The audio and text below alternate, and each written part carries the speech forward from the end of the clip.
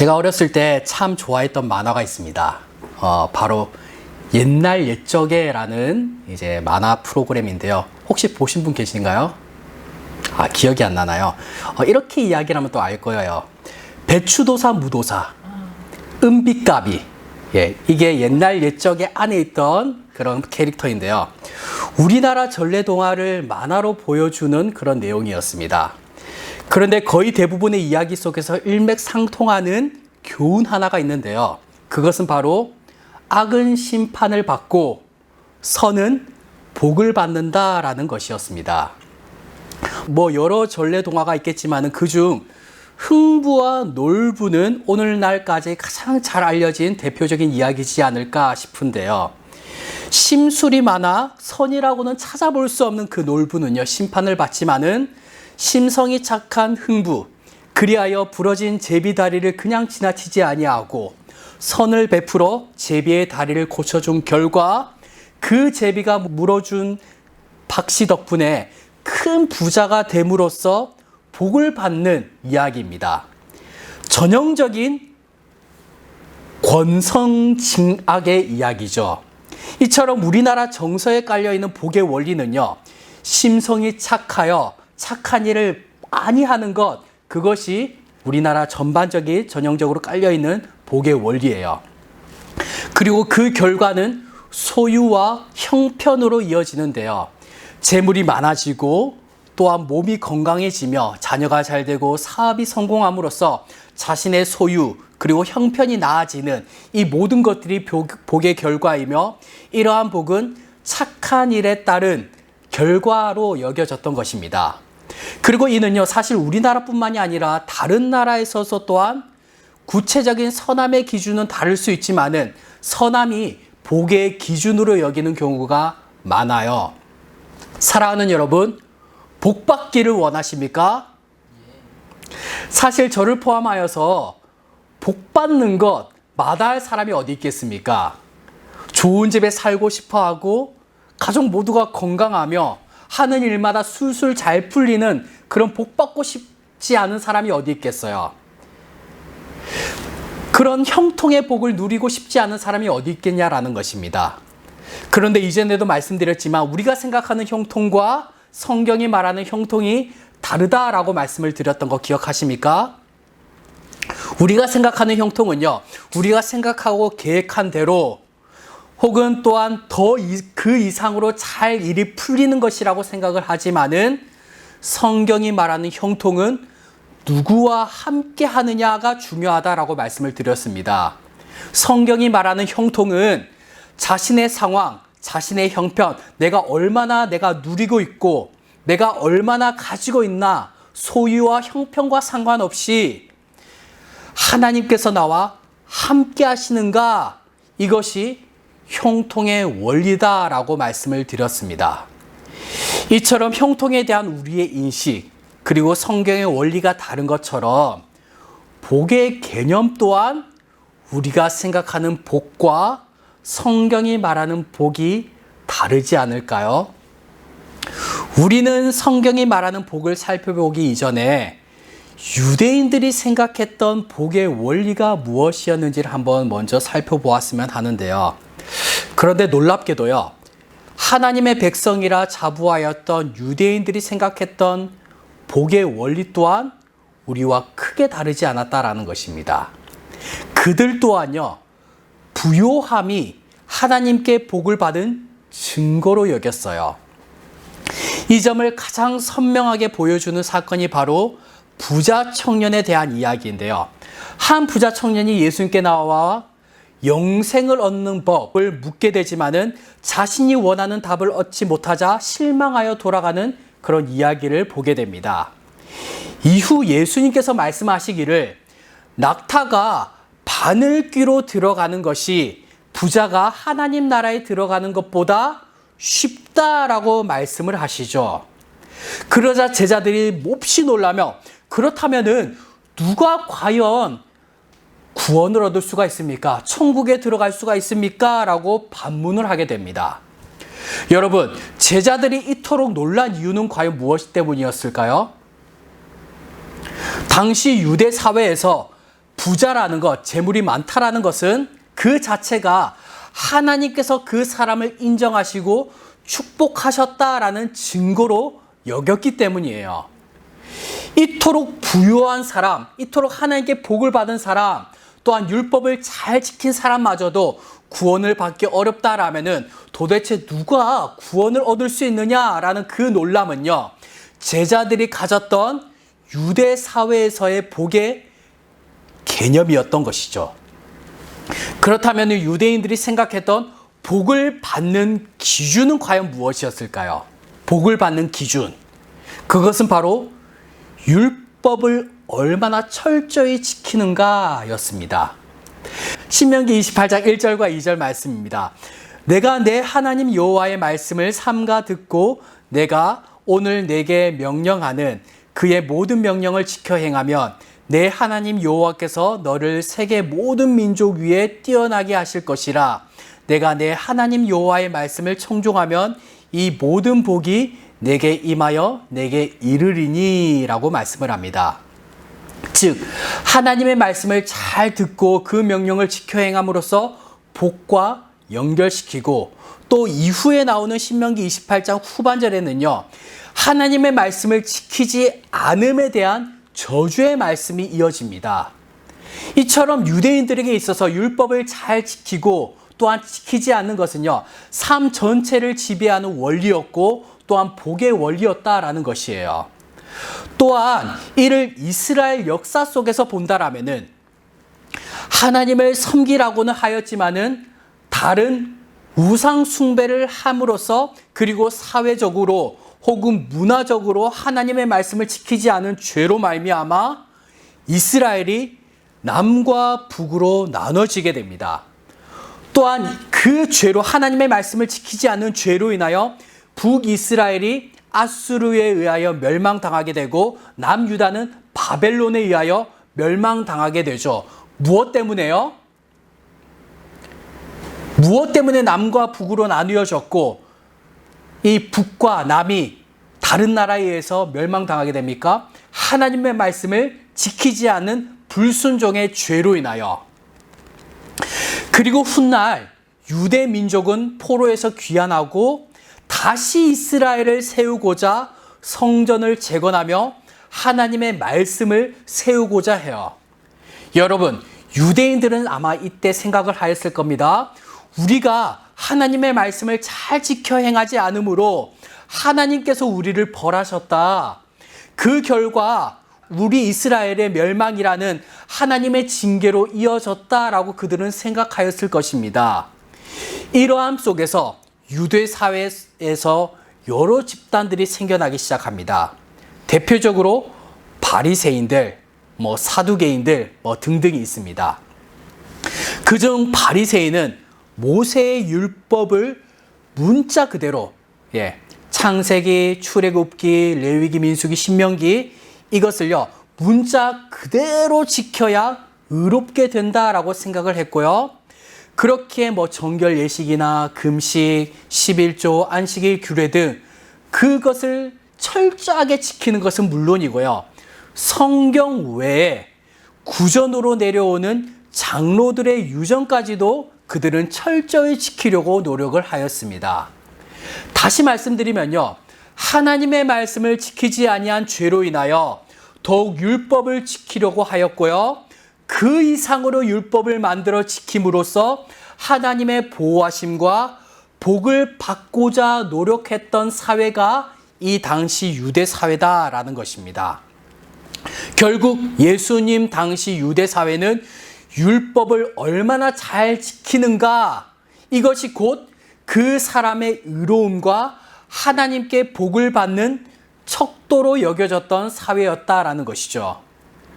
우리나라뿐만 아니라 많은 문화권에서 복을 받는 기준이 선을 행하는 것이라면은 유대인들에게 복을 받는 기준은 율법을 잘 지키는 것이었습니다.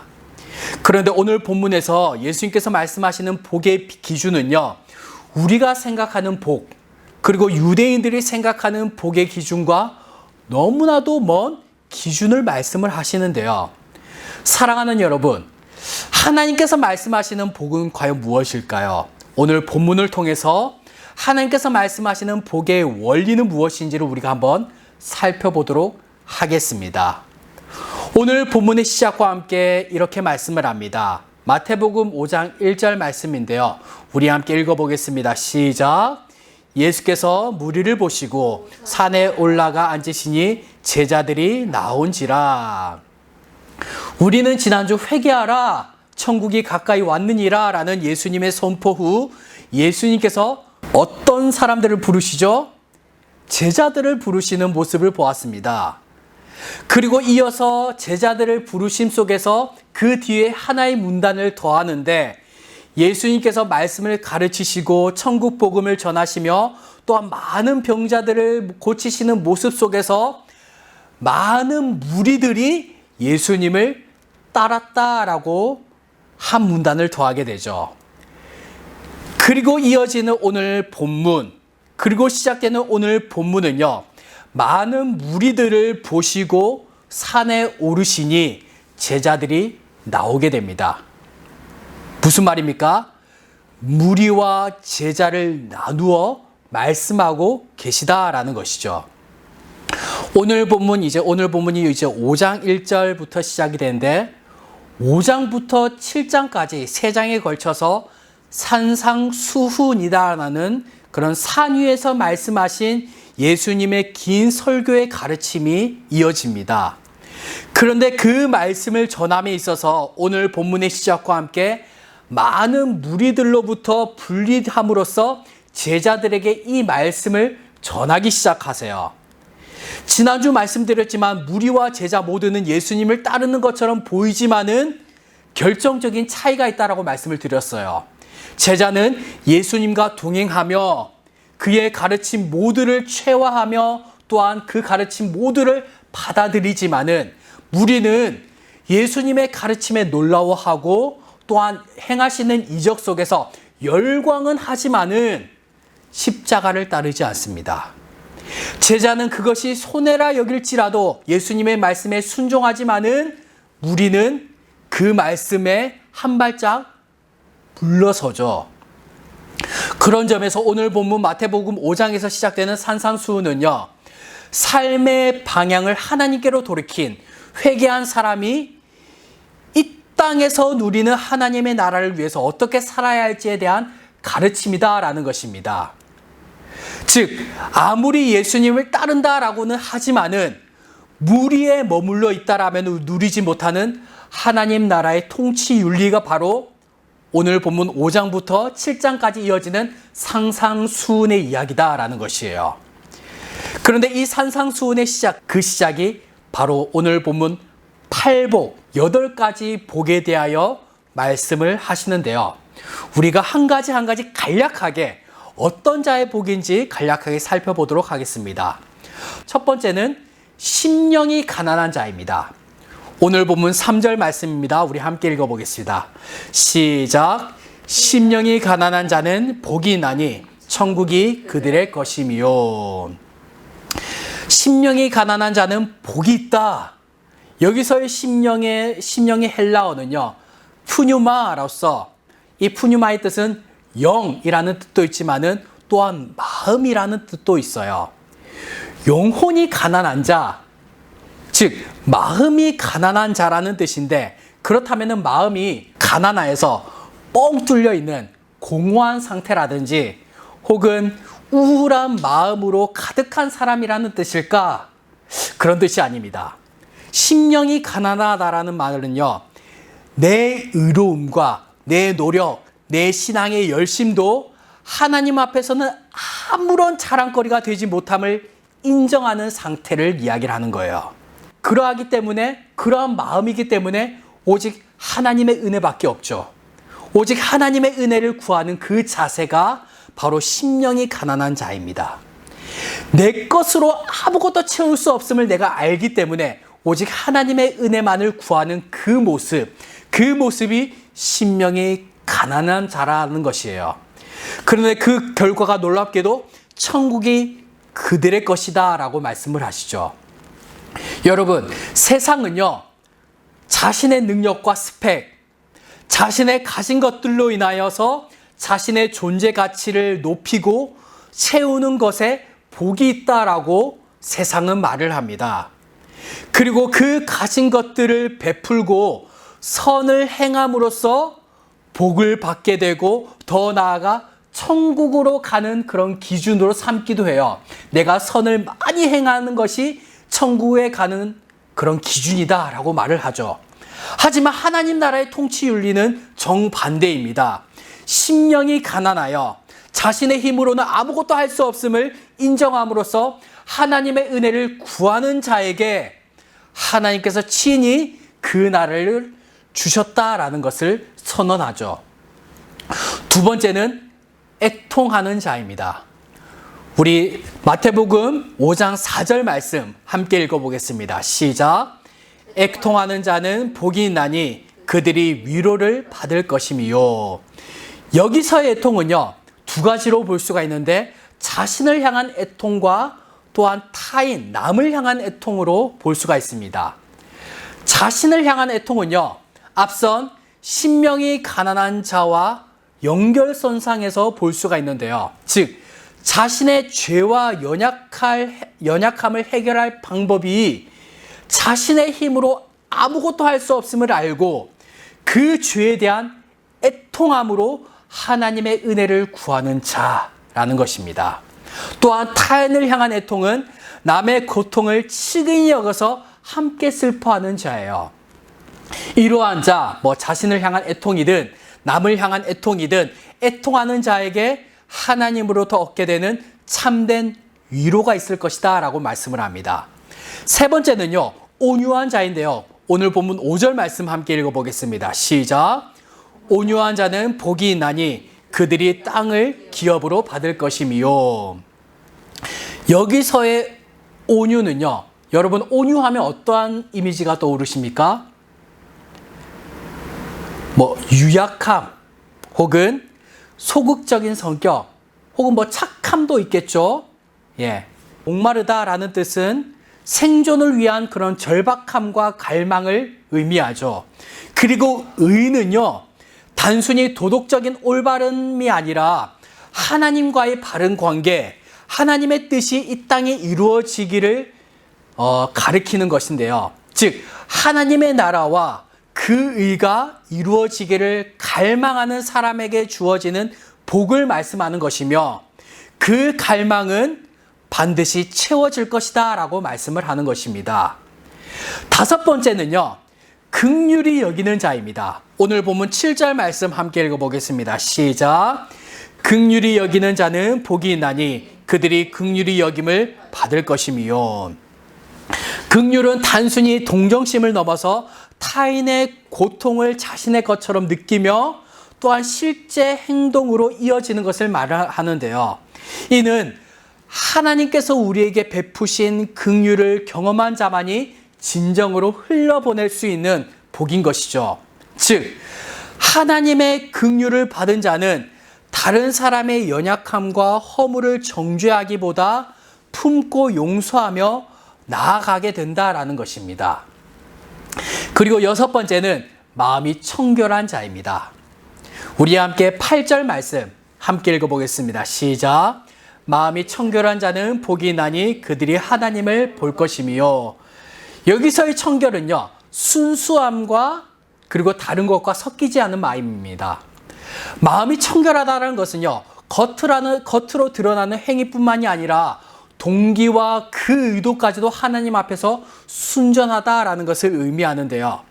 여러분, 바리새인들이 겉으로는 율법을 철저히 지켰지만은 그 속마음은 위선으로 가득했던 자입니다.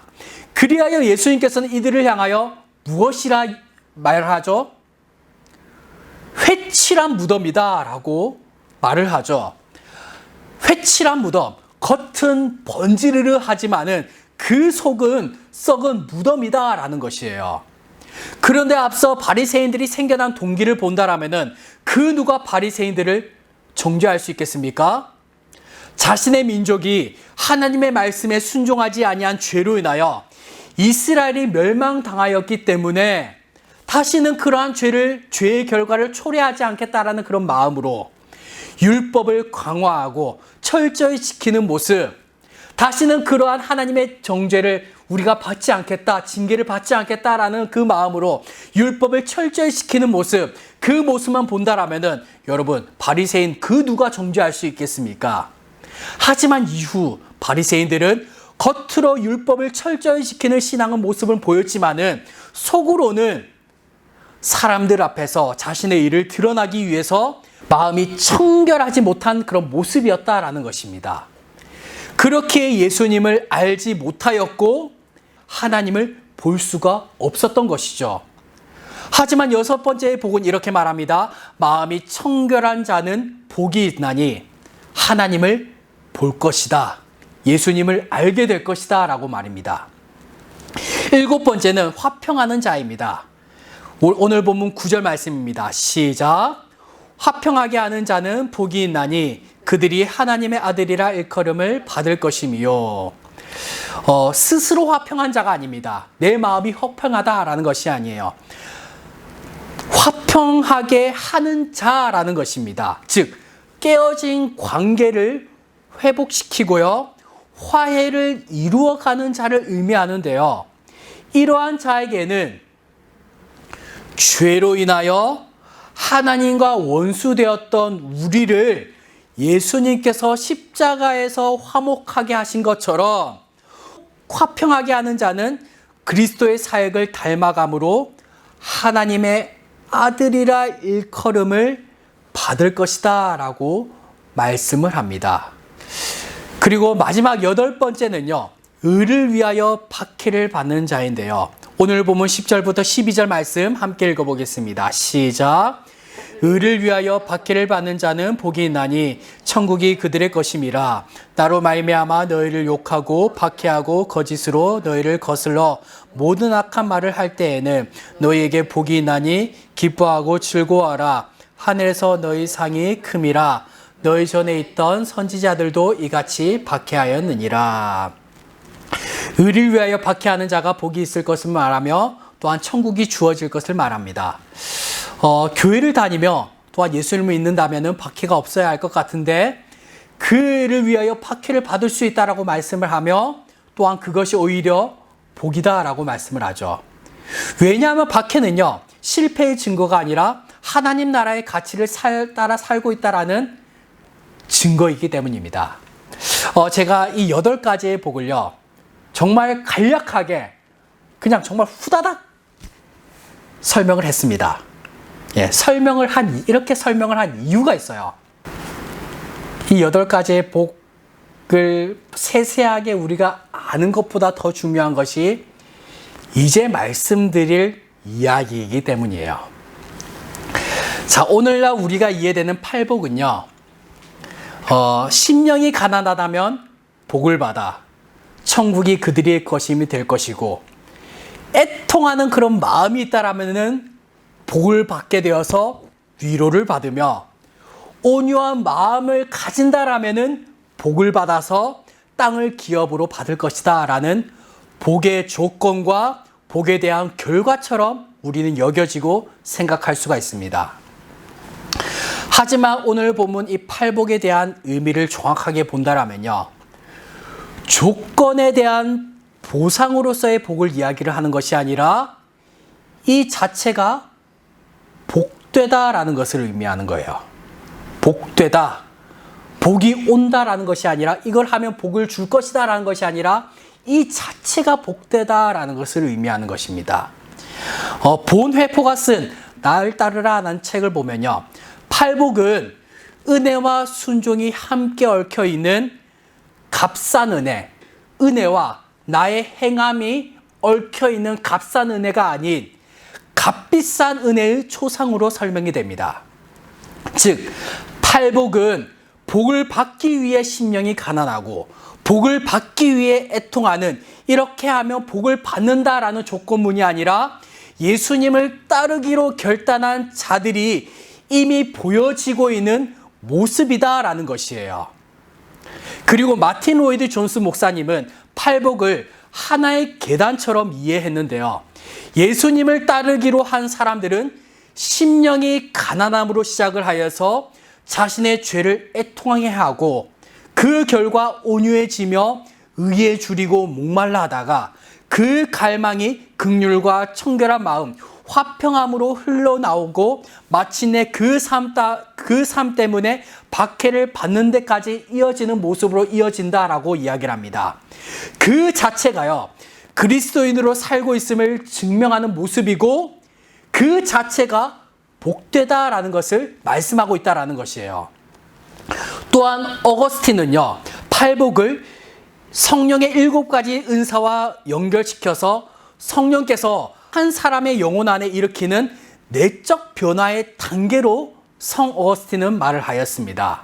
즉, 팔복은요, 인간의 노력으로 도달하는 성취 혹은 복이 아니라 성령이 한 인격 속에서 이루어 가시는 성화의 여정이다라고 말을 하였던 것이에요. 이처럼 팔복은요, 이 8가지 항목 중에서 내가 몇 가지를 내가 잘하고 있느냐, 내가 이러한 복을 받기 위해서는 내가 화평해야 하겠구나, 내가 이러한 복을 받기 위해서는 내가 의에 줄이고 목말라 해야겠구나, 그러한 부족한 복을 체크하며 복을 받는 기준이 아니다라는 것을 말씀하는 것입니다.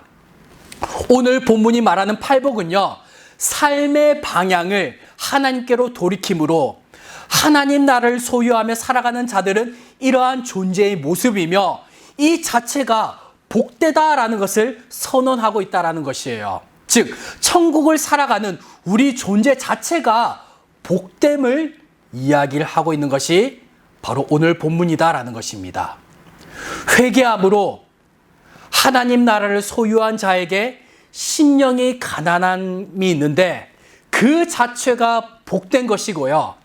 천국을 소유한 자에게 애통하는 그런 마음이 있는데 그 자체가 복되다라는 것입니다.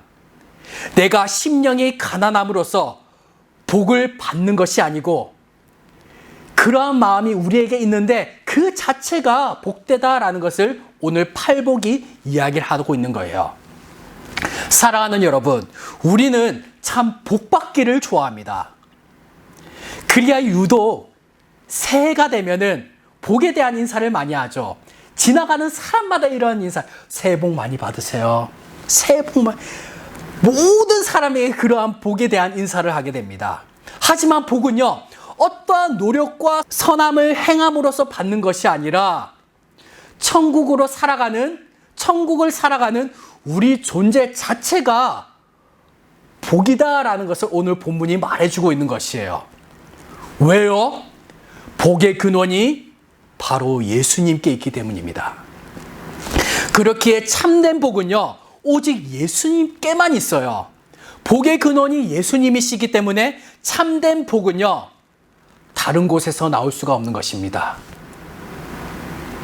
그렇게 예수님을 믿는 복이야말로 가장 큰 축복인 줄로 믿습니다. 할렐루야. 그렇다면 우리의 새해 인사법이 조금 달라져야겠죠. 이미 예수님을 믿는 자들에게 새해 복 많이 받으세요. 어디서 복을 받아라라는 거예요. 헛된 곳에서 복을 받아라는 것이 아니라 이미 우리 안에 있는 정말 그 참된 복을요, 누리십시오 라는 인사말로 바뀌어야 되겠죠. 이미 우리 예수님을 믿는 자들에게는 이미 우리 안에 있는 이 참된 복을 누려라 라는 그런 인사말로 바뀌어야 될 것이고, 또한 예수님을 믿지 않은 자들을 향해서는 예수님이라는 복을, 복 중의 복을 또한 전하는 그런 인사말로 또한 바뀌어야 될 것입니다. 사랑하는 여러분, 우리가 무언가를 이루어서 복을 받는 것이 아니라, 복을 얻는 것이 아니라 예수님이 우리 안에 이미 임하시기 때문에 우리가 복되다라는 사실을 믿으시기를 주님의 이름으로 축복합니다. 팔복은요, 우리가 올라가야 할 계단이 아니라 예수님을 따르는 자에게 이미 주어진 삶의 초상이다라는 것입니다. 우리 삶 가운데 왜 복이 없는 것처럼 느껴지는 것일까요? 이미 우리 안에 복이 있는데 그 복을 누리지 않았기 때문에 그러지 않을까요?